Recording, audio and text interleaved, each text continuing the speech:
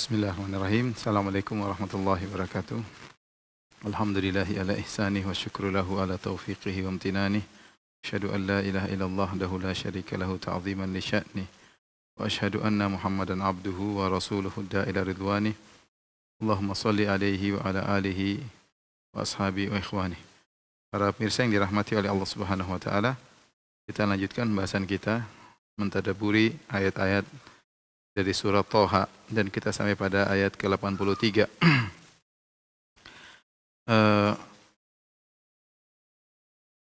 Setelah Allah Subhanahu wa taala menyelamatkan Bani Israel dari kejaran Fir'aun ya. Kemudian juga Allah ingatkan ya pada mereka agar tidak melampaui batas terhadap rezeki yang Allah berikan kepada mereka. Dan kalau ada yang melampaui batas maka hendaknya bertobat kepada Allah Subhanahu wa taala.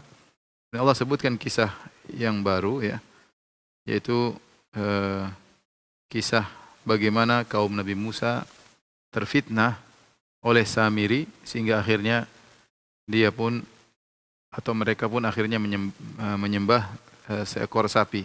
Bagaimana ceritanya? Allah berfirman, "Wa ma a'jalaka an qaumika ya Musa?"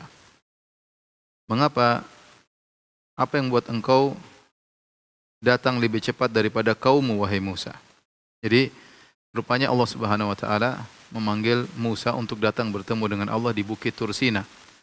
Dan Allah panggil Nabi Musa serta Bani Israel.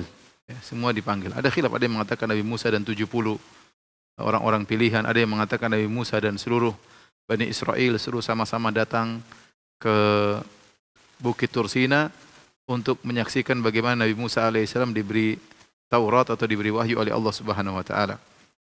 Ternyata Nabi Musa alaihissalam datang lebih cepat daripada jadwal ya. Jadwalnya sudah ditentukan, Nabi Musa datang lebih dulu. Sehingga dia mendahului kaumnya pergi ke sana. Maka Allah bertanya, "Ma a'jalaka an qaumika ya Musa?" Apa yang buat kau bersegera datang lebih dahulu daripada kaummu? Nabi Musa menjawab, "Qala hum ula'i ala athari wa ajiltu ilaika rabbi litarda."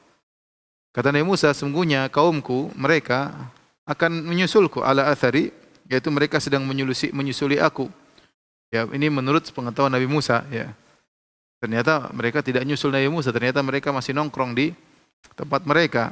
Maka Nabi Musa mengira mereka mengikuti Nabi Musa. Dan Nabi Musa tidak tahu ilmu gaib. Makanya Nabi Musa berkata, hum ula'i ala athari. Mereka sedang mengikutiku, menyusulku. Ya. Wa ajiltu ilaika rabbi, dan aku bersegera kepada engkau ya Rabbku litarda, agar kau ridha. Para ulama mengatakan bahwasanya Nabi Musa rindu ya. Dan ini disebutkan oleh para ulama ya, bahwasanya beliau rindu untuk segera mendengar wahyu Allah Subhanahu wa taala. Ada kebahagiaan tersendiri yang beliau rasakan tatkala mendengar firman Allah Subhanahu wa taala, apalagi mendengar langsung firman Allah Subhanahu wa taala. Itulah kerinduan Nabi Musa alaihissalam. Kita saja enggak usah dengar langsung firman Allah, sementara kita baca Al-Quran saja terkadang kita merasakan kebahagiaan yang luar biasa. Bagaimana lagi Nabi Musa mendengar langsung dari firman Allah secara langsung dari Allah Subhanahu wa taala, sebagaimana Allah berfirman, "Wa kallamallahu Musa taklima." Sungguh Allah telah berbicara dengan Musa dengan sebenar-benar pembicaraan, tanpa perantara, tanpa malaikat Jibril. Langsung Allah bicara dengan Nabi Musa alaihissalam, dan Nabi Musa merindukan hal tersebut sehingga dia datang sebelum waktunya. Wa ajiltu ilaika rabbi litarda. Aku datang bersegera ya agar kau ridha ya Allah. Ya. Karena pernah kita jelaskan juga, karena rindunya Nabi Musa alaihissalam sampai Nabi Musa setelah mendengar firman Allah ingin lihat Allah. Qala rabbi arini anzur ilaik. Sampai dia pernah berkata, wahai ya Allah, tunjukkanlah dirimu. Anzur ilaik, aku ingin melihat dirimu. Kata para ulama karena Nabi Musa rindu, sudah berbicara dengan Allah, ingin lihat Allah Subhanahu wa taala, namun akhirnya Nabi Musa tidak bisa melihat Allah di dunia ini. Jadi Nabi Musa jelaskan, aku bersegera litarda, agar kau ridha ya Allah ya. Ya, sebagian orang subhanallah rindu ingin bertemu Allah Subhanahu wa taala. Ya. Oleh karenanya dalam hadis kata Allah Subhanahu wa taala dalam hadis qudsi, ya, kata Nabi sallallahu alaihi wasallam, "Man ahabba liqa Allah, ahabballahu liqa'ahu, wa man kariha liqa Allah, karihallahu liqa'ahu." Barang siapa yang suka untuk bertemu dengan Allah, Allah pun suka ingin bertemu dengan dia. Dan barang siapa yang tidak suka bertemu dengan Allah, Allah pun tidak suka bertemu dengan dengan dia. Ya orang yang bertakwa, yang soleh ya, eh, rindu untuk bertemu dengan Allah Subhanahu wa taala. Maka Allah jelaskan, ternyata yang disangka oleh Nabi Musa keliru. Kaumnya tidak sedang menyusul Nabi Musa. Kata Allah, qala fa inna qad fatanna qaumaka min ba'dika wa adallahumus samiri. Sungguhnya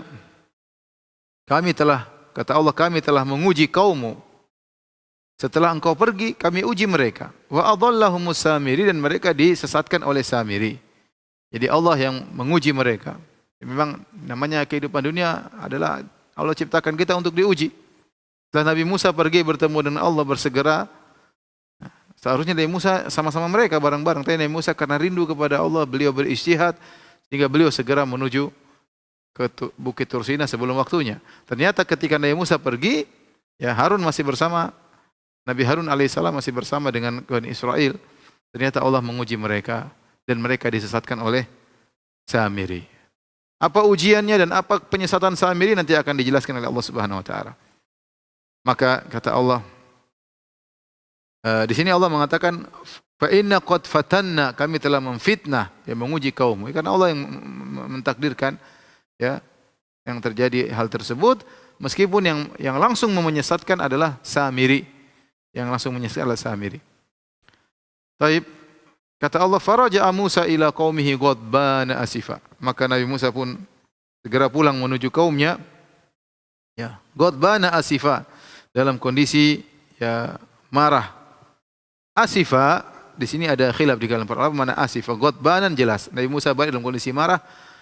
Asifan, apa makna asifan? Ada dua secara umum pendapat ahli tafsir, ada yang mengatakan dengan sangat sedih, dan ada yang mengatakan dengan sangat marah, ya.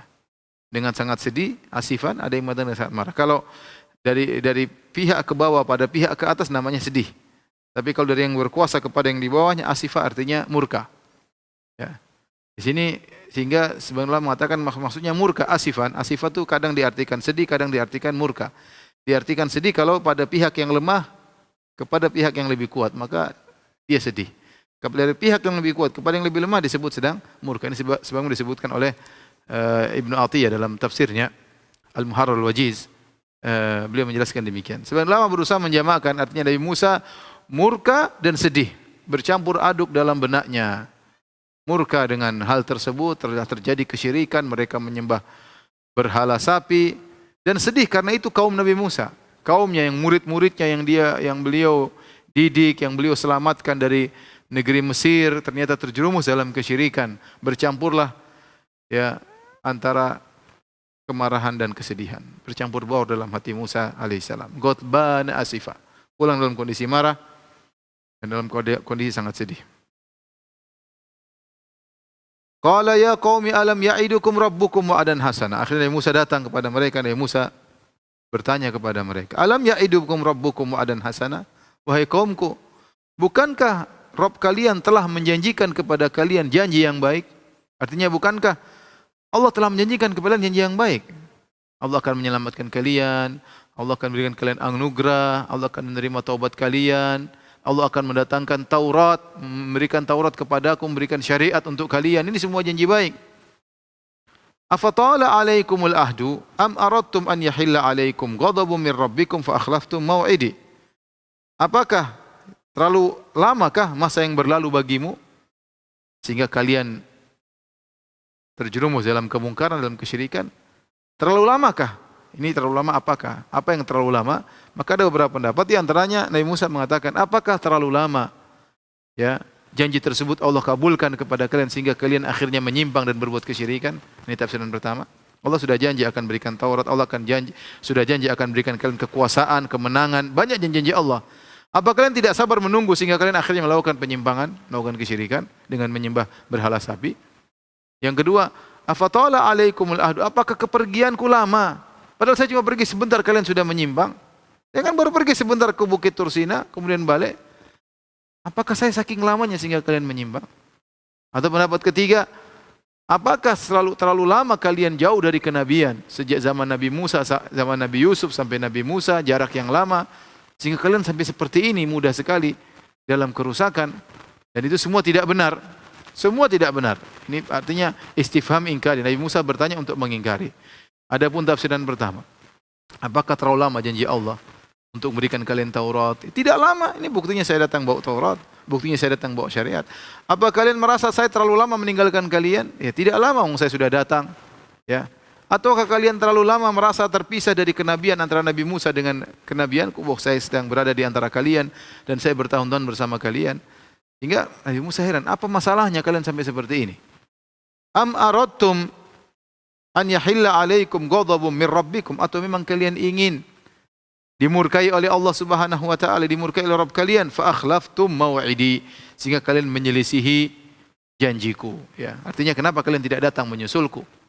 Kalian sengaja tidak datang mengikutiku. Kenapa kalian tidak menyusulku kepada Bukit Tursina? Kalian ingin dimurkai oleh Allah Subhanahu wa taala. Nabi Musa dengan tegas menegur mereka. Akhirnya mereka cari-cari alasan. Qalu ma akhlafna mau'idaka bimalkina. Kata mereka, ya Musa, kami sekali-sekali tidak melanggar perjanjianmu. Yaitu kami mau pergi ke tempat engkau, kami ingin menyusulmu. Walakinna humilna auzaran min zinatil qaum. Ya, kami bukan kuasa kami untuk menyelisihi janji kami untuk menyusulmu ke Bukit Tursina. Kami ini terpaksa melakukan ini semua, kami terpaksa tidak bisa menyusulmu ke Bukit Tursina. Kenapa? Walakinna humilna auzaran min zinatil qaum. Akan tapi kami ya dibebani dengan perhiasan-perhiasan kaum tersebut, yaitu Bani dari suku Akbat, suku Mesir. Faqadzafnaha fakadzalika alqas Samir. Maka kami pun lemparkan perhiasan-perhiasan tersebut, demikianlah Samiri juga melemparkan apa yang dia lemparkan. Jadi maksudnya apa? Mereka ini kenapa tidak nyusul Nabi Musa pergi ke Bukit Tursina? Disebutkan mereka mengatakan, kami bawa perhiasan banyak. Perhiasan dari mana? Maka ada dua pendapat dari para ahli tafsir. Kata sebagian ahli tafsir, jadi sebelum Bani Israel pergi meninggalkan Mesir, mereka pinjam emas-emas yang dimiliki oleh suku Akbat, karena di antara mereka ada hubungan. Mereka pinjam emas-emas, ya seakan-akan mereka mau ada hari raya sehingga dipinjemin. Ternyata mereka kabur, dan ini adalah dosa. Ya, menipu suku Akbat untuk mengambil emas mereka, kemudian kabur. Ya, ini pendapat pertama. Pendapat kedua, bahwasanya mereka mengambil emas dari suku Akbat, yaitu pasukan Fir'aun yang ditenggelamkan oleh Allah Subhanahu wa taala, dan sebagian mayat-mayatnya terdampar di pinggiran Laut Merah. Nah, mereka copotin perhiasan-perhiasan, karena Fir'aun dan balantaranya mereka memakai perhiasan-perhiasan. Nah, dicopotin, diambilin oleh mereka. Ini semua juga tidak boleh, karena tidak ada ghanimah ya dalam nabi-nabi terdahulu. Oleh karena tatkala Nabi SAW mengatakan, "U'titu khamsan lam yu'tahunna ahadun minal anbiya'i qabli," aku diberikan 5 perkara yang tidak diberikan kepada nabi-nabi sebelumnya. Di antaranya kata Nabi, wa uhillat liyal ghanaimu, aku dihalalkan ghanimah. Kalau ada peperangan, ghanimah diambil oleh Nabi. Adapun nabi-nabi terdahulu tidak. Kalau ada ghanimah tidak boleh diambil. Nanti dikumpulkan ghanimah tersebut, kemudian datang api memakan, ta'kuluhun nar.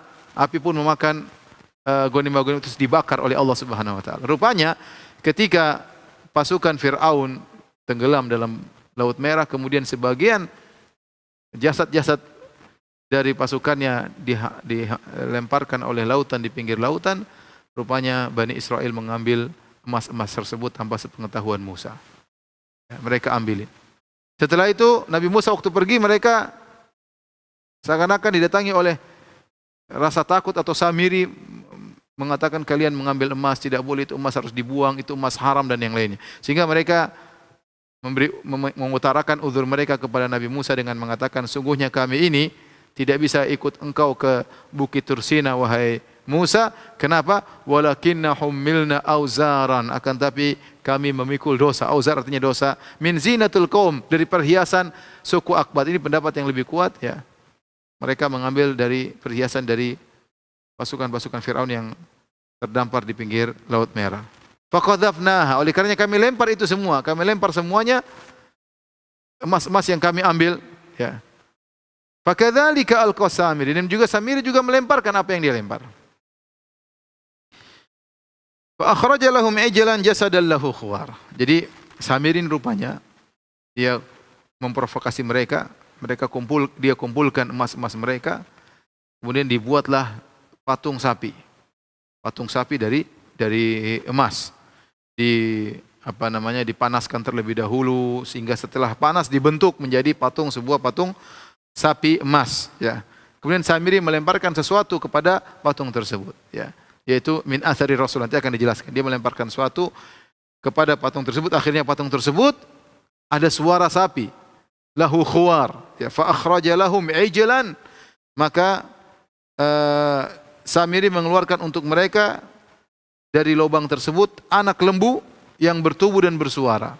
Itu tempat mereka lemparkan, tahu-tahu keluarlah sapi yang ada suaranya. Sapi ini ada khilaf di kalangan para ulama, mengatakan sapi itu benar-benar jadi sapi berdaging, bertulang sebagaimana sapi yang lain, namun pendapat yang benar tidak. Artinya tetap saja emas, tetapi ada suaranya. Lahu khuwar, dan ini menakjubkan mereka. Ini emas kok ada suaranya?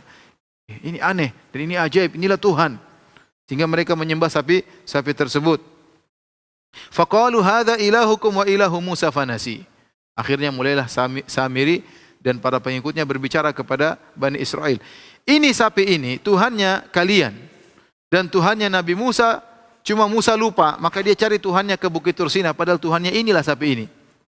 Rupanya ada yang sepakat dengan pemikiran Samiri dan mereka akhirnya merayu atau mendakwahi Bani Israel yang lain agar beribadah kepada sapi. Di antara perkataan mereka berkata, "Hadza ilahukum, inilah Tuhan kalian." Ngapain cari-cari Tuhan jauh-jauh ke Bukit Tursina? Wa ilahu Musa, ini Tuhannya Nabi Musa. Fanasi. Tapi Musa lupa kalau ini Tuhannya, maka dia cari ke Bukit Tursina. Kata Allah, "Afala yarawna alla yarji'u ilaihim qawlan."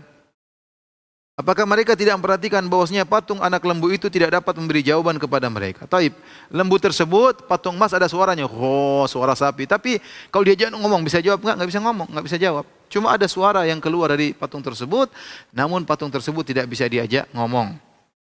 Wala yamliku lahum dharra wala naf'a, dan patung tersebut tidak bisa memberikan kemudaratan kepada mereka dan tidak bisa beri manfaat kepada mereka. Allah sebutkan, walaqad qala lahum Harun min qabl, dan Harun alaihissalam telah memperingatkan mereka sebelumnya. Jadi waktu Nabi Musa pergi ke Bukit Tursina, Nabi Musa amanahkan kaumnya kepada kakaknya Harun, jaga kaumku. Ya. Dan tatkala Samiri mulai memprovokasi mereka untuk bikin patung sapi dan untuk menyembah, Harun sudah ingatkan alaihissalam. Ya. Sebelumnya Harun sudah mengingatkan dengan berkata, "Ya qaumi innama futintum bih," wahai kaumku, sungguhnya kalian telah terfitnah. Ini ujian dari Allah Subhanahu wa taala. Allah kasih ujian, Samiri bisa membuat patung sapi tersebut, bisa ada suaranya. Ini semua dengan izin Allah. Allah kasih ujian. Maka Harun berkata, "Innama futintum bih," sungguhnya kalian sedang difitnah. "Wa inna rabbakumur rahman," dan sungguhnya Rabb kalian adalah Ar-Rahman, yang Maha Pengasih kepada kalian. "Fattabi'uni," ikuti aku, "wa ati'u amri," dan taatlah kepada perintahku. Jangan ikut Samiri, ikut aku. Dan taatlah kepada perintahku. Apa ternyata Bani Israel ngayal. Kata mereka, qalu lan nabraha alaihi akifina hatta yarji' ilaina Musa. Kata mereka, kami tidak akan meninggalkan sapi ini. Kami akan terus menyembah sapi ini sampai Musa datang kepada kami. Sampai Musa datang kepada kami. Akhirnya, ini ceritanya demikian. Akhirnya Musa datang. Musa datang kepada mereka. Kemudian Musa datang kepada Harun, menegur kakaknya Harun. Musa berkata, "Ya Harun, ma mana'aka idh ra'aitahum dhallu." Wahai Harun, apa yang mencegah engkau tatkala engkau melihat mereka dalam kondisi sesat? "Allah tattabi'ani afa asaita amri." Mengapa engkau tidak mengikuti aku? Apakah kau sengaja mendurhakai perintahku? Nabi Musa marah kepada Harun. Nabi Musa marah, "Kenapa kau tidak ikut aku? Apa kau bangkang terhadap perintahku, membangkang perintahku?" Itu seakan-akan Nabi Musa mengatakan, "Kenapa kau tidak tinggalkan mereka? Ikuti saja aku ke Tursina. Biarkan mereka dengan sapi mereka. Ikuti aku. Bawa orang-orang yang beriman kepadaku menuju Bukit Tursina." Ini pendapat. Ada yang mengatakan seakan-akan Nabi Musa berkata, "Kenapa kau tidak ikut perintahku? Kalau kau lihat mereka seperti itu, bunuh mereka. Bunuh mereka karena mereka telah melakukan kesyirikan." Dan Nabi Harun tidak mampu untuk melawan mereka. "Innal qauma stad'afuni wa kadu yaqtulunani." Kata Harun kepada Musa dalam ayat yang lain, surat yang lain, "Mereka menganggap aku lemah dan mereka hampir membunuhku." Rupanya Nabi Harun sudah berusaha, sudah nasihat, tapi mereka ngeyel. Dan mereka kuat. Nabi Harun tidak sekuat Nabi Musa alaihissalam. Dan mereka lebih hormat kepada Nabi Musa daripada Nabi Harun. Bahkan kata Nabi Harun, wa kadu yaqtulunani, dan mereka hampir bunuh aku, kata Nabi Harun. Saking marahnya Nabi Musa, kata Allah dalam ayat yang lain, fa akhadha bi ra'si akhihi yajurruhu ilaih. Maka Nabi Musa pegang kepala Harun, ditarik kepada dia. Ya Harun, subhanallah, dipegang kepala Harun, ditarik. Dalam ayat ini Nabi Musa memegang jenggot Harun. Ditariklah kepala Harun dan jenggot Harun ditarik ke depan dia. Wahai Harun, kenapa kau tidak ikuti aku? Seakan-akan demikian. Itu Nabi Musa seperti gemes kepada Harun, ya, alaihissalam. Ya. Apa kata Nabi Harun alaihissalam? Qala ya bana umma la ta'khudh bi lihyati wala bi ra'si. Wahai adikku, wahai putra ibuku. Bayangkan Harun sampai bilang begitu. Wahai putra ibuku. Nabi Musa lagi marah. Wahai putra ibuku, jangan kau pegang jenggotku dan jangan kau pegang kepalaku. Jadi pegang jenggot dan kepala dipegang. Nabi Harun berjenggot, pegang. La ta'khudh bi lihyati wala bi ra'si. Jangan kau pegang jenggotku dan jangan kau pegang kepalaku. Inni khasyitu an taqula farraqta baina bani Israil. Kenapa saya tidak pergi bersama engkau? Kenapa tidak nyusul kepada engkau? Nyusul engkau di Bukit Tursina, aku khawatir engkau akan berkata, wahai Harun, kau telah memecah belah Bani Israel, walam tarkubu qawli, dan kau tidak memelihara amanahku. Artinya Harun berijtihad. Dia berfikir kalau dia pergi sendiri meninggalkan mereka yang menyembah berhala akan terjadi kekacauan, terjadi pertumpahan darah, atau mereka tambah syirik dan yang lainnya. Ya. Jadi Nabi Harun beristihad untuk tetap dia tinggal, dia tidak pergi karena kalau dia pergi berbahaya nih kaum ngayal, berani, nekat, dan akhirnya bisa jadi pertumpahan darah di antara mereka. Atau kalau Nabi Harun membawa sebagian orang-orang beriman dan yang menyembah berhala dibiarkan, berarti telah terpecah belah antara kaum Bani Israel. Ada yang beriman, ada yang syirik. Dan itu yang dikhawatirkan oleh Nabi Harun. Aku khawatir kau berkata, farraqta baina Bani Israel, kau telah memecah belah ke Bani Israel. Sehingga ini semua sebab-sebab ini menjadikan Nabi Harun berijtihad untuk tidak menyusul Musa dan berusaha memperbaiki kaum ini. Beramar ma'ruf kepada mereka, bernahi mungkar. Ya. Ini ijtihad Nabi Harun alaihissalam. Akhirnya Musa pun sadar. Ya, artinya kakaknya Harun sudah berusaha. Ya, kakaknya Harun sudah berusaha. Baik. Setelah itu Nabi Musa menghadap ke Samiri. Qala fama khatabuka ya Samiri? Wahai Samiri, apa yang buat kau melakukan ini semua? Kenapa kau bikin patung sapi, kau menyuruh orang beribadah kepada patung sapi? Apa yang membuat kau melakukan ini semua? Qala basurtu bima lam yabsuru bihi. Sungguhnya aku telah melihat sesuatu yang mereka tidak lihat. Apa yang dilihat? Faqabattu qabdatan min athari Rasul. Aku mengambil segenggam dari jejak Rasul. Fanabathtuha, dan aku melemparkannya. Wa kadzalika sawalat li nafsi, dan demikianlah jiwaku membujukku untuk melakukan hal demikian. Ahli tafsir, mayoritas ahli tafsir mengatakan, maksud Samiri, jadi suatu hari Samiri melihat Jibril datang kepada Nabi Musa alaihissalam, naik kudanya. Ketika Jibril naik kuda, begitu kuda Jibril pergi terbang, ya, atau pergi meninggalkan Nabi Musa, maka kelihatan warna hijau di bekas kaki kudanya Jibril. Sehingga terbetik dalam dirinya, kata dia, kadzalika sawwalat li nafsi, jiwaku membujukku, yaitu timbul dalam benakku bahwasanya apa yang di bekas dari pijakan kudanya Jibril akan memberikan kehidupan. Maka aku pun mengambil pasir tersebut dari bekas pijakan kaki kuda Jibril sebelum terbang ke langit. Maka saya pun ambil bekas tersebut. Makanya ketika mereka membuat patung sapi, saya lemparkan pasir tersebut kepada sapi, ternyata ada suaranya. Ya, tentu ini semua atas izin Allah Subhanahu wa taala. Dan dia mengakui, wa kadzalika sawalat li nafsi, demikianlah jiwaku mendorongku untuk melakukan demikian. Akhirnya Nabi Musa menghukum dia. Nabi Musa berkata, qala fadhhab fa inna laka fil hayati an taqula la misas. Pergilah engkau wahai Samiri, sungguhnya selama kau hidup engkau berkata la misas. Kau hanya mengatakan la misas. La misas maksudnya tidak ada sentuhan. Maksudnya apa? Kau tidak bisa menyentuh orang dan orang tidak boleh menyentuh kau. Kau tidak bisa menyentuh orang dan orang tidak bisa menyentuh engkau. La misas, tidak ada sentuhan. Saya ulangi, la misas artinya kau tidak bisa menyentuh dan kau tidak bisa disentuh. La misas, tidak ada sentuhan sama sekali. Di sini la nafiyatil jins dan misas isim la nafiyatil jins. Jadi artinya tidak ada sentuhan sama sekali. Selama hidupmu demikian. Kau tidak bisa menyentuh dan kau tidak bisa disentuh. Maka diusirlah oleh Nabi Musa alaihissalam Samiri. Wa innalaka mau'idan lan tukhlafah. Dan sungguhnya engkau bagimu ada hukuman yang kau tidak akan bisa lolos darinya. Itu hari kiamat kelak aku akan diadab dengan adab yang pedih. Wanzur ila ilahika alladhi dhalta alaihi akifa. Lihatlah kepada Tuhanmu yang kau senantiasa nongkrong di situ, iktikaf di sapi tersebut.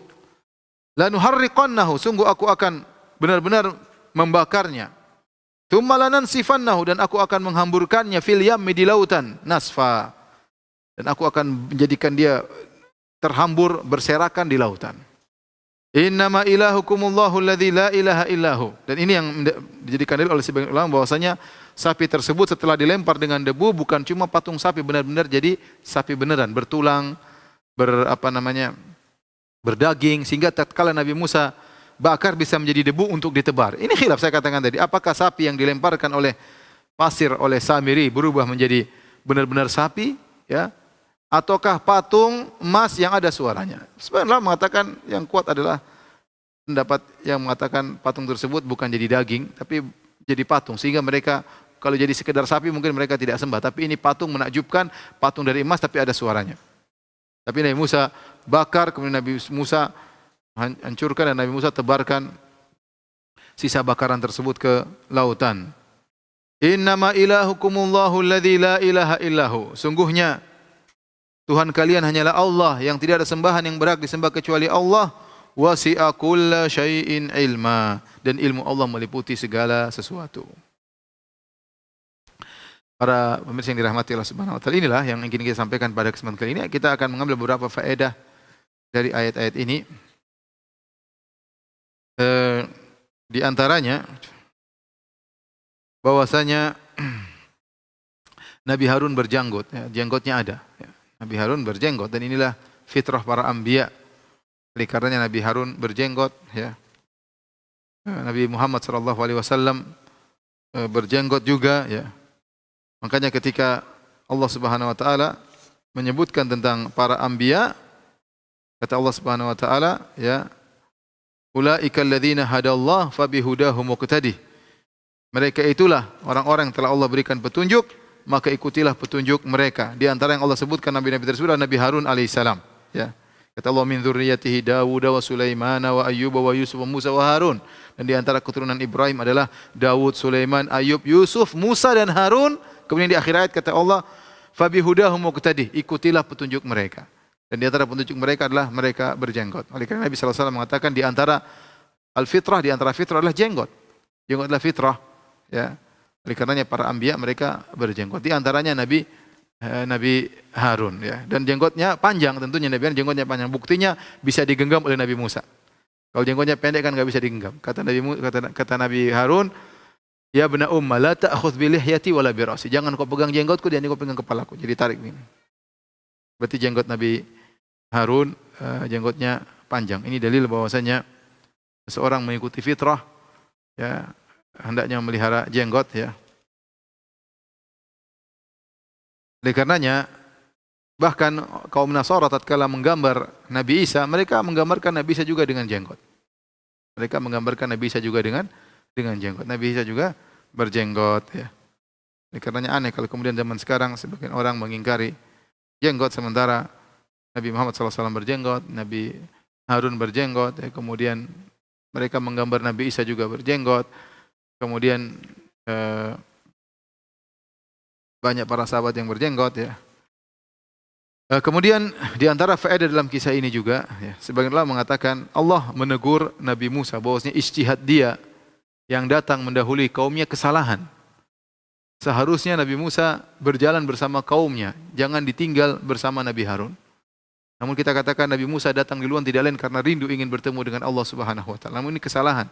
Namanya pemimpin menyertai kaumnya, kemudian mengecek mereka. Adapun dibiarkan, akhirnya mereka mengalami perubahan, ya, perubahan tadi yang seperti saya sebutkan.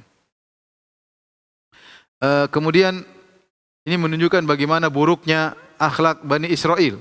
Bayangkan mereka menyembah patung sapi. Ya, dan ini kenapa kata para ulama? Karena mereka terlalu lama tinggal bersama Fir'aun. Sudah ratusan tahun diperbudak oleh suku Akbat. Sehingga mereka bertetangga dengan kaum musyrikin, sehingga kesyirikan adalah suatu hal yang biasa. Dan ini bahaya interaksi dengan orang-orang musyrikin. Kalau seperti kita tahu bahwasanya dahulu negara kita ya ada Budanya, ada Hindunya, kemudian akhirnya adat istiadat yang masih khurafat-khurafat masih tersisa bagi kaum muslimin, ya. Dan interaksi dengan orang-orang misalnya yang melakukan kesyirikan menjadikan kesyirikan itu suatu hal yang biasa, ya. Dan ini sangat berbahaya. Oleh karenanya saking lamanya Bani Israel diperbudak oleh kaum Mesir, akhirnya mereka seperti suatu hal yang biasa menyembah berhala. Ya, makanya Allah sebutkan wajawaz Nabi Bani Israil al-bahra fa'atau ala qaumin yaqufuna ala asnamin lahum. Qalu ya Musa ja'alana ilahan kama lahum alihah. Qala innakum qaumun tajhalun. Allah sebut dalam surat Al-A'raf, begitu mereka diselamatkan oleh Allah sehingga menyeberang Laut Merah, tiba-tiba mereka mendatangi suatu kaum yang sedang menyembah berhala. Kaum menyembah berhala.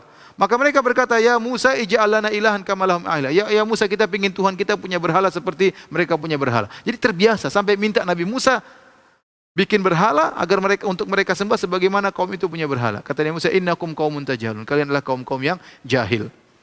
Dan ini kesempatan dilakukan oleh Samiri. Waktu Samiri melihat mereka suka dengan sesuatu yang berbentuk untuk mereka sembah, maka dibuatlah patung sapi, dan kebetulan dia memegang qabdatan min qabdatir Rasul, bekas pijakan kudanya Jibril alaihissalam, dilemparkan, maka patung tersebut bersuara, inilah Tuhan, ini Tuhan, dianggap adalah Tuhan dan mereka dengar. Ya. Baik, timbul pertanyaan, siapa Samiri ini? Kalau kita baca buku tafsir, rata-rata mereka mengatakan berputar pada 3 pendapat. Ada yang mengatakan Samiri adalah suku Akbat, sukunya Fir'aun yang dia kemudian beriman, tapi kemudian dia munafik, kemudian dia ikuti kaumnya Nabi Musa alaihissalam. Ada yang mengatakan dia bukan dari suku Akbat dan juga bukan dari suku Bani Israel, tapi dia kebetulan mampir di Mesir, kemudian beriman kepada Nabi Musa secara zahir, kemudian dia ikut Nabi Musa. Kemudian ada yang mengatakan Samiri adalah salah seorang dari Bani Samir, yaitu dari pembesar-pembesar Yahudi, maka dikatakan Samiri, dinisbahkan kepada kabilahnya, kabilah Samir. Sehingga dikatakan Samiri. Wallahu a'lam bishawab, tidak ada dalil yang tegas yang menjelaskan siapakah Samiri ini. Yang jelas dia dihukum oleh Nabi Musa, kemudian disuruh pergi, ya, dan dia tidak bisa menyentuh seorang pun dan tidak ada seorang pun yang bisa menyentuhnya. Datang kemudian, dan kita tidak dapati ya penjelasan lebih detail dari para ulama tafsir tentang Samiri. Kemudian datang belakangan ada seorang penulis di Mesir bernama Muhammad Isa Daud, membuat buku judulnya Dajjal muncul dari segitiga bermuda. Kemudian dia mengatakan Samiri itulah Dajjal. Tanpa dalil, tanpa perkataan Al-Quranul Karim, tanpa hadis Nabi, tanpa perkataan para sahabat. Dia ngira-ngira sendiri. Kemudian diikuti oleh sebagian dai di zaman sekarang. Bahwasanya Samiri itu Dajjal. Ini tidak benar, ini kejahilan. Tidak benar, ya. Kata mereka, kenapa Dajjal, Samiri adalah Dajjal? Buktinya waktu Nabi Musa datang, Nabi Musa marah. Waktu ngomong sama Samiri, Nabi Musa tidak berani kasar-kasar. Kenapa ini Dajjal? Nabi Musa tidak berani kasar-kasar. Inilah kebatilan tidak benar. Dan mereka mengatakan buktinya dia Dajjal, dia bisa melihat Jibril alaihissalam. Dan ini semua tidak benar. Ya, kalaupun dia bisa melihat Jibril, meskipun Nabi Musa berkata-kata lembut kepadanya, bukan berarti dia Dajjal. Tidak sama sekali ada isyarat dia Dajjal. Dan tidak boleh seorang berbicara tanpa ilmu, tanpa dalil, apalagi tanpa perkataan para ulama salaf, apalagi tidak ada seorang ulama yang mengatakan demikian, kemudian pakai otak sendiri mengkait-kaitkan, menggatok-gatokkan, mencocok-cocokkan, cocoklogi.com, akhirnya inilah Dajjal. Ini tidak benar. Ini cara penafsiran yang berbahaya seperti ini. Taib. Saya katakan tidak ada ahli tafsir yang mengatakan demikian. Hanya perkataan orang sekarang kemudian diikuti oleh sebagian orang. Di antara dalil bahwasanya Samiri bukan Dajjal, di antaranya dalam satu hadis kata Nabi sallallahu alaihi wasallam, "Ma ba'atsallahu nabiyyan illa anzara qaumahum min fitnatil dajjalil a'war." Atau kama qala Nabi sallallahu alaihi wasallam, tidak ada satu nabi pun ya yang Allah utus kecuali memperingatkan umatnya dari bahaya Dajjal. Kalau Samiri Dajjal tentu Nabi Musa sudah ingatkan sejak awal, ini Dajjal ngapain sama kita, suruh pulang sana ke kampungnya ya. Sejak awal. Tapi Nabi Musa tidak tahu ini Dajjal. Kalau dia tahu Dajjal, kenapa dia diam-diam saja? Kenapa dia tidak ingatkan kepada kaumnya, hati-hati ini Dajjal, hati-hati. Dan kenapa Nabi Musa tidak panggil dia Dajjal? Kenapa Nabi Musa panggil dia Samiri? Berarti dia bukan Dajjal. Ingat, setiap nabi akan peringatkan umatnya dengan tentang fitnah Dajjal yang buta sebelah.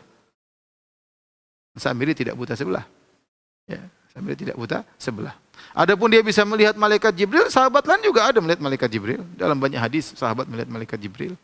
Tidak menunjukkan bahwasanya dia kemudian adalah seorang nabi, seorang Dajjal bisa melihat malaikat. Ya. Malaikat tatkala menjelma menjadi manusia banyak yang bisa lihat. Kemudian di antara hukuman Allah kepada Samiri melalui Nabi Musa alaihissalam yaitu fadhhab fa inna laka fil hayati an taqula la misas. Pergilah engkau wahai Samiri dan kau di dunia ini la misas, tidak ada yang bisa menyentuhmu. Kau tidak bisa menyentuh dan kau tidak bisa tersentuh. Ini hukuman sampai dia mati demikian sehingga dia manbudh. Terbuang, tidak ada yang bisa menyentuh, tidak bisa disentuh oleh seorang pun. Itu hukuman Allah baginya sampai dia meninggal dunia. Sementara kalau kita baca tentang Dajjal, ya, bahwasanya Dajjal akan bercampur dengan orang-orang. Dia akan pergi keluar dari Khurasan, kemudian mampir ke Teheran, ya, kemudian mampir ke daerah Iran, kemudian keluar 70.000 Yahudi min Asbahan di Iran, ya. Kemudian 70.000. Jadi dia bercampur dengan manusia, diikuti punya pengikut. Bahkan disebutkan dia bertemu dengan seorang pemuda dari kota Madinah, kemudian dipeganglah pemuda tersebut. Kemudian diingin disembelih namun tidak bisa. Berarti dia menyentuh dan dia disentuh. Sementara Samiri dikatakan fa innalaka fil hayati an takuna la misas. Selama kau hidup kau tidak bisa menyentuh dan kau tidak bisa disentuh. Berarti bertentangan dengan ayat ini. Kemudian bukankah Dajjal tugas dia adalah ngaku sebagai Tuhan. Sementara dalam kisah Nabi Musa dia menyuruh orang menyembah sapi, ya, tidak cocok dengan SOP-nya Dajjal. Dajjal SOP-nya ngaku sebagai Tuhan. Ini kenapa Dajjal nyuruh orang nyembah sapi. Intinya ini bukan Dajjal, jangan dikait-kaitkan, jangan ikut Muhammad, Musa, Isa, Daud, ya. Yang berbicara ngawur seenaknya saja. Dulu sempat bukunya tersebar zaman saya SMA kalau tidak salah, atau saya SMP.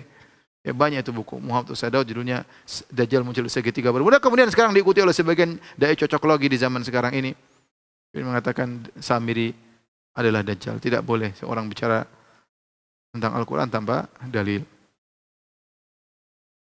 Kemudian, ya, di antara faedah yang bisa kita ambil, ya, bahwasanya namanya syubhat kalau sudah masuk dalam hati seorang, maka susah seorang menghindarinya. Bayangkan bagaimana kita bisa menyembah sapi. Kita pikir, kita pakai logika kita, gimana kita manusia bisa nyembah sapi? Sapi kita buat yang buat sapi kita sendiri dari emas kemudian dileburkan kemudian jadi sapi, kemudian hanya ada suaranya kemudian disembah. Secara logika enggak logis. Masa manusia nyembah sesuatu yang lebih hina, ya, hanya terbuat dari patung emas, ada suaranya dikit. Sementara manusia pintar ngomong, pintar berpikir, berjalan ke sana kemari, ini patung dipikul-pikul kok jadi Tuhan kok seperti ini? Kok disembah? Ini kan patung. Subhanallah, setan kalau sudah menggoda manusia, semua yang tidak masuk akal bisa jadi masuk akal. Makanya saya kadang lihat seperti di sebagian negara, di India, ajib bagaimana manusia menyembah tikus. Menakjubkan, tapi kalau kita aneh, tapi buktinya ada. Tikus sampai banyak datang dikasih makan, kemudian disembah. Subhanallah, tikus. Kemudian juga monyet, cari keberkahan monyet, subhanallah. Sapi, ya. Sampai air kencingnya ditungguin, ajib, menakjubkan. Seandainya manusia nyembah manusia, ini masih ya parah tapi juga aneh. Lebih aneh lagi menyembah yang lebih rendah daripada dia. Menyembah hewan, menyembah patung yang dia buat patung itu sendiri. Menyembah yang tidak bisa berbicara, yang tidak bisa diajak ngomong, aneh. Tapi demikianlah, ada saja syubhat yang menjadikan orang-orang akhirnya menjadikan kesyirikan tersebut suatu yang masuk akal, padahal sangat tidak masuk akal. Makanya saya sering katakan hidayah dari Allah Subhanahu wa taala. Seandainya yang terjerumus dalam hal tersebut orang-orang bodoh, kita bilang kita orang pintar pasti selamat. Ternyata terkadang terjerumus dalam kesyirikan tersebut orang-orang cerdas, orang ber-IQ, orang mungkin programmer, mungkin ahli ini, ahli anu, tapi terjerumus dalam kesyirikan. Ada yang menyembah mayat, ada yang menyembah manusia, menyembah nabi, ada yang menyembah hewan, ada yang menyembah berhala. Karena hidayah di tangan Allah Subhanahu wa taala. Sebagian ulama menyebutkan dalam kisah-kisah Israiliyat bahwasanya ketika Nabi Musa datang pulang dari Bukit Tursina kemudian sampai ke daerah Bani Israel, ternyata mereka sedang menari-nari kemudian pukul-pukul rebana di sekitar sapi tersebut. Ya, sekitar sapi tersebut. Maka inilah kebiasaan orang-orang jahiliyah ya, yang kemudian beribadah dengan menari-nari. Saya bacakan perkataan Abu Bakar At-Turtusi. Ini dinukil oleh Imam Al-Qurtubi dalam tafsirnya Al-Jami' li Ahkamil Quran. Ya, tafsir Al-Qurtubi ma'ruf. Ya. Pada jilid ke-14 ayat halaman ke-124 ya. Su'ila al-Imam Abu Bakar At-Turtusi. Imam Abu Bakar At-Turtusi pernah ditanya rahimahullah, "Ma yaqulu Sayyiduna al-Faqihu fi madhhab Sufiyah?" Bagaimana pendapat guru kami yang al-faqih, yang ahli yang faqih Abu Bakar At-Turtusi tentang mazhabnya orang-orang sufi? Wa ulima ya, annahu ijtama'a jama'atun min rijalin wa yukthiruna min dzikrillah, dan diketahui bahwasanya berkumpul sekelompok lelaki kemudian mereka banyak mengingat Allah, berzikir kepada Allah. Wa dzikri Muhammadin, dan mereka juga menyebut nama Muhammad sallallahu alaihi wasallam. Tsumma innahum yuqi'una bil qadib ala syai'in minal adim wa yakun ba'dhum yarqusu wa yatawajadu hatta yaqa'a maghshiyan alaihi. Kemudian mereka mengambil semacam kayu, kemudian mereka pukulkan ke semacam gendang, mungkin macam rebana. Kemudian sebagian mereka yarqus, berjoget. Wa yatawajadu hatta, dan kemudian mereka seakan mengalami wajad, yaitu seakan-akan ada sesuatu, mendapatkan sesuatu. Hatta yaqa'a maghshiyan alaihi, sampai kemudian pingsan. Wa yuhdziruna syai'an ya'kulunahu, kemudian mereka menghadirkan sesuatu, kemudian mereka makan. Halil hudur minhum hal hudur ma'ahum jaizun amla aftuna ma'jurin. Maka pertanyaannya, bolehkah kami hadiri acara seperti itu bersama orang-orang sufiyah seperti itu? Apakah boleh atau tidak? Ditanyakan kepada Abu Bakar Al-Turtusi dan dinukil oleh Al-Qurtubi. Baik. Apa jawaban dari Abu Bakar Al-Turtusi? Madhabus sufiyah batalatun wa jahalatun dhalalatun. Ini batalah, jahalah, dhalalah, yaitu apa ini? Mungkin maknanya jahalah artinya kebodohan, dhalalah kesesatan. Mungkin batalah mungkin kurang kerjaan ya. Apakah kebatilan atau pengangguran ya? Artinya ini mazhab yang jahil, mazhab yang di atas kesesatan. Wa mal islamu illa kitabullah wa sunnatu rasulih. Perhatikan, kata beliau, tidaklah Islam kecuali Al-Quran dan sunnah Rasulullah SAW. Wa ammar raqsu wat tawajud. Adapun joget-joget dan tawajud, fa awwalu man ahdatsahu ashabu Samiri. Yang pertama kali membuat bid'ah ini, joget-joget, adalah pengikut Samiri. Lamat takhadha lahum ijlan jasadan lahu khuwar. Tatkala Samiri membuatkan bagi mereka patung sapi yang ada jasad dan ada suaranya. Qaumu yarqusuna hawalaihi wa yatawajaduna. Kemudian mereka pun joget-joget di sekitar patung tersebut. Fahuwa dinul kuffari wa ubadil ajl. Maka ibadah dengan joget-joget itu adalah agamanya orang-orang kafir dan agamanya para penyembah sapi. Ya. Wa ammal qadibu, adapun mukul-mukul gendang ya dengan apa namanya kayu, fa awwalu man ittakhadhahu az-zanadiqah. Yang pertama kali melakukan ibadah seperti ini adalah orang-orang zindiq. Liyashghalu bihil muslimin an kitabillahi ta'ala, agar membuat kaum muslimin tersibukkan sehingga tidak ingat kepada Al-Quran, sibuk nyanyi-nyanyian dan yang lainnya sehingga lupa dari Al-Quranul Karim. Wa inna makana yajlisun Nabi, perhatikan pendalilan Abu Bakar At-Turtusi. Dahulu Nabi SAW duduk ma'ashabihi, duduk bersama para sahabat, ka'annama ala ru'usihimut tayr, seakan-akan di kepala mereka ada burung, yaitu tenang mendengarkan penjelasan Nabi, minal waqar, yaitu dengan ketenangan. Karena saking tenangnya seakan-akan di kepala mereka ada burung, mereka mendengarkan nasihat Nabi SAW. Bukan joget-joget, ya, bukan joget-joget, bukan kemudian gendang-gendangan. Ya. Fayambagi li sultan wa nuwabihi an yamna'ahum minal hudur fil masajid wa ghairiha. Maka wajib hendaknya atau sejatinya bagi penguasa atau para wakil-wakilnya untuk melarang mereka, ya, untuk datang ke masjid dan tempat-tempat yang enggak boleh. Orang-orang seperti ini pergi ke masjid, joget-joget di masjid. Wala yahilu li ahadin yu'minu billahi wal yawmil akhir an yahdhura ma'ahum, dan tidak halal bagi seorang pun yang beriman kepada Allah dan hari akhirat untuk hadir bersama acara mereka. Wala yu'inuhum ala batilihim, dan tidak boleh membantu mereka dalam kebatilan mereka. Hadza madhhabu Malikin wa Abi Hanifah wa Syafi'i wa Ahmad bin Hanbal wa ghairihim min a'immatil muslimin wa billahi taufik. Ini adalah madhabnya Imam Malik, madhabnya Abu Hanifah, mazhabnya Syafi'i, dan mazhabnya Ahmad bin Hanbal. 4 mazhab semua, 4 imam semua. Wa ghairihim, dan juga mazhabnya imam-imam yang lain dari kaum muslimin. Wabillahi taufik. Jawaban yang luar biasa. Dia mengatakan bahwasanya ibadah dengan joget-joget yang pertama kali nenek moyangnya adalah Samiri dan para pengikutnya. Karena kadang kita sedih melihat sebagian orang beribadah di masjid dengan joget-joget, kadang pakai baju-baju apa tersendiri joget-joget. Apakah dulu Nabi seperti itu? Dan para sahabat seperti itu cara beribadah, ya. Bukankah dalam hadis para Nabi kalau ceramah semuanya diam, tenang, seperti di atas kepala mereka ada burung. Saking tenangnya, karena tenangnya. Bukan joget sana, joget sini. Ini kebiasaan orang-orang kafir dalam beribadah dan juga Samiri dan kawan-kawannya. Taib ini tadi dinukil dari Al-Qurtubi. Kemudian di antara faedah yang bisa kita sampaikan dari kisah ini bahwasanya disunnahkan atau disyariatkan untuk mengasingkan ahlul bidah. Disebutkan oleh Al-Qurtubi, ya.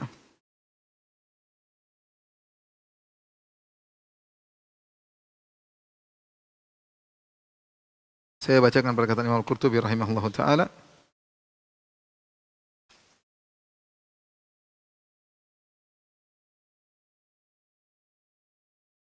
Hadhil ayah, kata Imam Al-Qurtubi rahimahullah, ayat ini, yakni perkataan Nabi Musa, fadhhab fa inna laka fil hayati an taqula lam misas. Pergilah engkau wahai Samiri. Kata, selama kau masih hidup tidak ada yang bisa menyentuhmu dan kau tidak bisa disentuh oleh seorang pun. La misas, tidak ada sentuhan. Kata Imam Qurtubi mengomentari ayat ini, hadhil ayah aslun fi nafi ahlil bid'ah wal ma'asi wa hijranihim. Ini adalah ayat merupakan asal atau dalil untuk menafikan ahlul bidah dan para pelaku maksiat dan menghajar mereka. Wa alla yukhalatu, dan agar mereka tidak boleh ada yang bercampur dengan mereka. Kenapa? Karena mereka bikin syubhat. Mereka ngajak orang kemaksiatan atau ahlul bidah, kemudian bikin pikiran yang salah masalah akidah. Waqad fa'ala Nabi sallallahu alaihi wasallam dzalika bi Ka'ab bin Malik wa thalathati alladziina khulifu, dan Nabi pernah melakukan hal ini, praktek menghajar Ka'ab bin Malik dan 3 orang yang tidak ikut perang Tabuk, sehingga akhirnya ditunda taubatnya dari Allah Subhanahu wa taala. Tapi intinya ini dalil bahwasanya boleh kalau ada orang ternyata melakukan kerusakan maka dijauhi, tidak boleh didekati. Makanya Samiri disuruh pergi oleh Nabi Musa alaihissalam.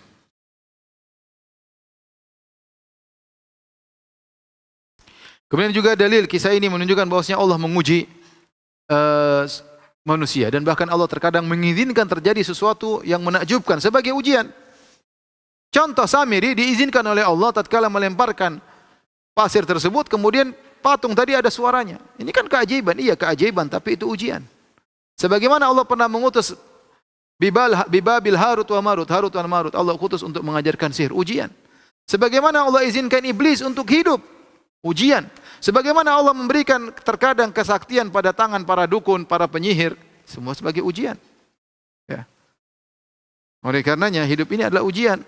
Kita suruh beriman kepada Allah Subhanahu wa taala, mentauhidkan Allah, atau kita terpedaya dengan keajaiban-keajaiban tersebut. Ya.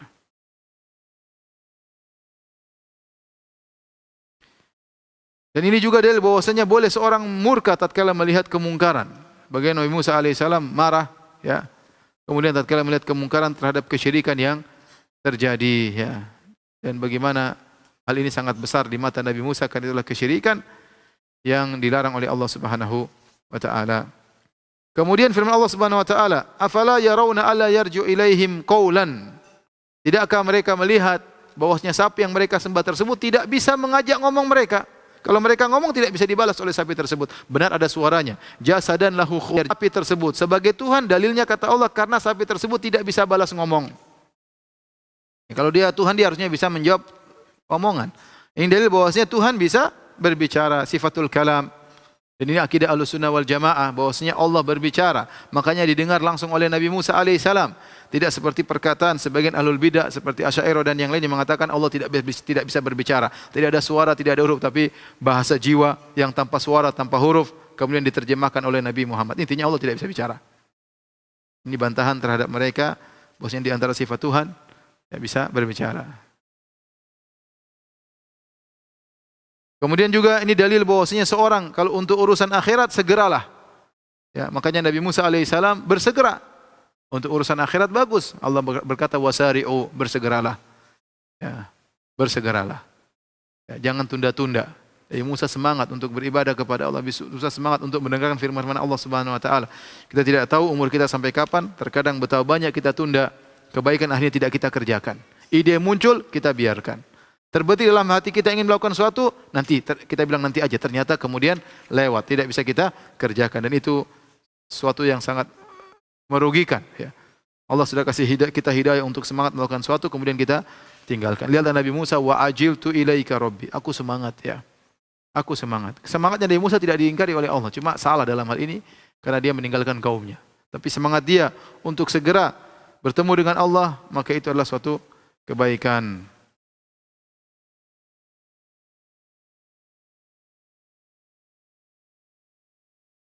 Baik, demikian saja kajian kita para pemirsa yang dirahmati Allah Subhanahu wa taala. Insyaallah kita lanjutkan hari Sabtu, insyaallah. Hari Jumat besok ada syarah akidah wasithiyah. Insyaallah kita lanjutkan syarah akidah wasithiyah besok jam yang sama, jam 4:15. Kurang lebih saya mohon maaf. Subhanakallah bihamdik asyhadu an la ilaha illa anta astaghfiruka wa atubu ilaik. Assalamualaikum warahmatullahi wabarakatuh.